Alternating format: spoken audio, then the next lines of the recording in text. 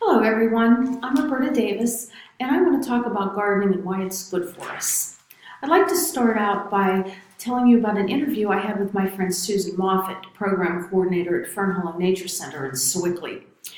A quote from Susan says, "Kids see diversity of organisms living in the garden and learn how it all works together. I think it's an important part of gardening to make the connection between our goals and nature." Susan has seen the children embrace gardening. She says by experiencing the process of growing food, it helps to overcome fears. They experience the whole process and learn to understand where their food comes from and know that it's a natural process and it's not gross. Well, since now we see how gardening is good for children, let's move on to how it's good for us.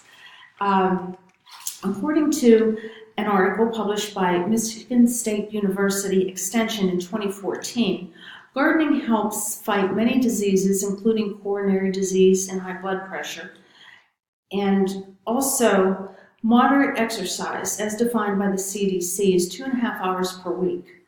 And it also fights depression and stress. And additionally, it's been found that those who choose gardening over other forms of exercise, like biking or jogging, tend to do nearly an hour more than those who do bike or jog. With gardening, your whole body is used, not just your arms, so you're getting a total body workout. And it has been scientifically proven in recent years that gardening does relieve stress. Stress causes headaches and irritability and also can increase symptoms of other diseases or health issues. An experiment published by the Journal of Health Psychology had gardening and reading as stress relievers. And the people who had gardening as a stress reliever reported less stress than those who had the reading. So, and it's also been found that gardening helps to increase property values and, of course, save you money at the grocery store if you plant a vegetable garden. And a couple interesting facts about gardening.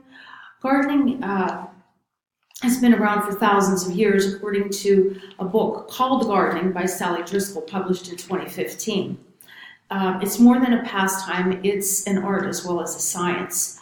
When people settled in communities in the Neolithic period, they collected seeds and planted them instead of foraging for food.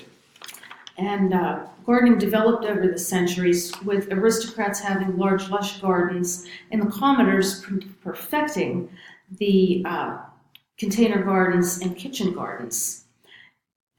Victory gardens were created during World War I and II. This was a war effort. Families were encouraged to grow their own food as well as canned food to send to the soldiers. My grandmother did this. And a few things to know if you're going to start a garden.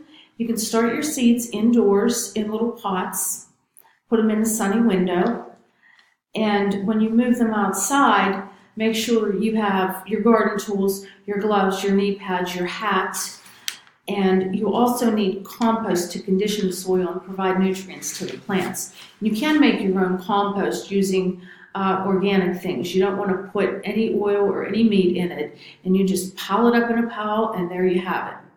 So, now that you know how good gardening is, don't you want to just grab your tools and head outside? Thanks for listening.